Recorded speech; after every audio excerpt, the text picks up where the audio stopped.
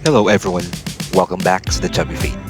Kung bago ka pa lang sa channel, don't forget to hit the subscribe button at i-click na rin ang notification bell para lagi kang updated sa ating mga construction updates, infrastructure developments at urban transformation projects dito sa Metro Manila at iba pang bahagi ng Pilipinas.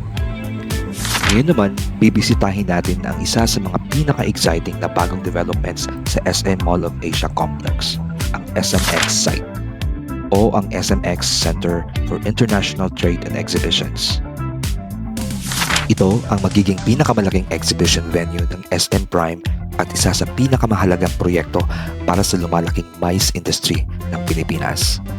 Kamusta na nga ba ang construction ito? Ano ang magiging laman ng bagong exhibition center na ito? At paano ito mababago ang MOA Complex bilang premier destination para sa international events? Alamin natin.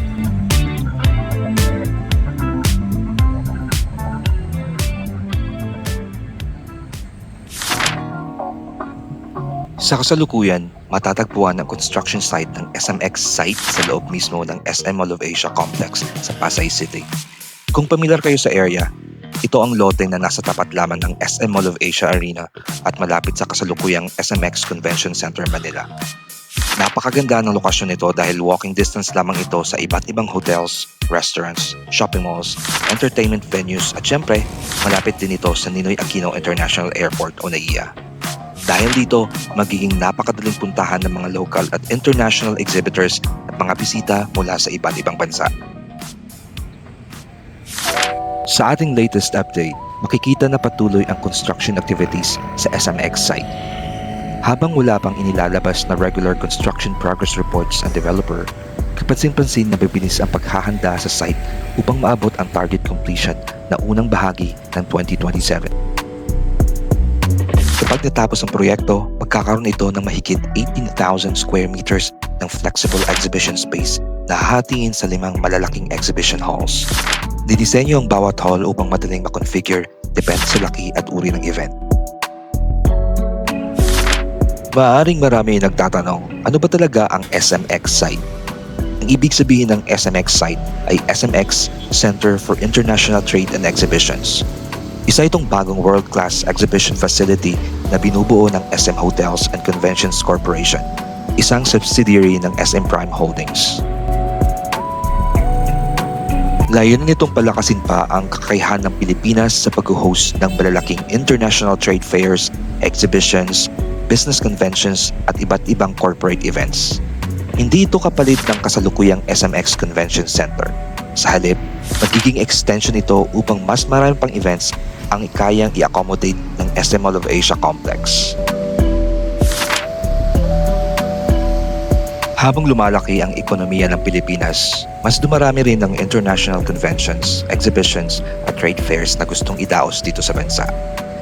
Sa pagdagdag ng SMX site, magkakaroon ng Pilipinas ng mas malaking kapasidad upang tumanggap ng mga world-class events. Kabilang dito ang international trade fairs, technology expos, medical conventions, manufacturing exhibitions, auto shows, food and beverage expos, travel fairs, corporate conventions. Mas maraming events ang nangangahulugan din ng mas maraming turista, negosyo, trabaho at economic activity para sa Metro Manila.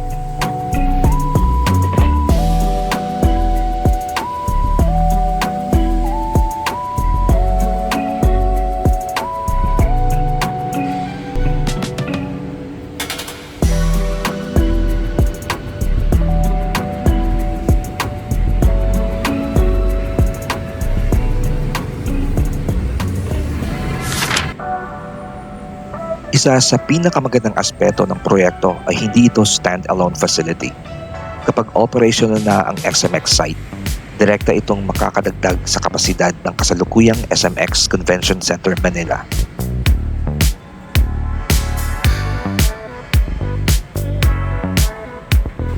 Sa pinagsamang dalawang venues, lalawak ng gusto ang exhibition at convention space sa MOA Complex na magbibigay ng mas malaking flexibility para sabay-sabay na pag-host ng iba't ibang malalaking events.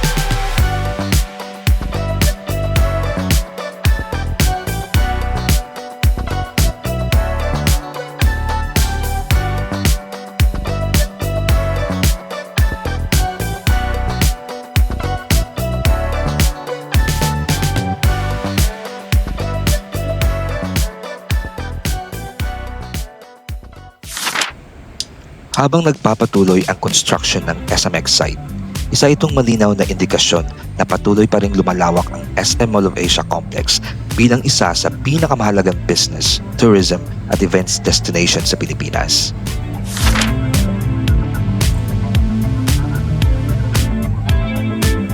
Ano sa tingin ninyo? Makakatulong kaya ang SMX site upang mas maraming international exhibitions at conventions ang dadalhin sa bansa? O mas inaabangan ninyo ang mas malaking PIEC project sa Pasay Harbor City?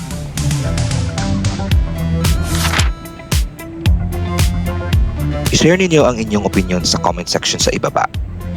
Kung nagustuhan ninyo ang video na ito, huwag kalimutang like, subscribe at i-click ang notification bell para lagi kayong updated sa ating mga construction updates, infrastructure projects at urban developments dito sa Metro Manila at ibang bahagi ng Pilipinas.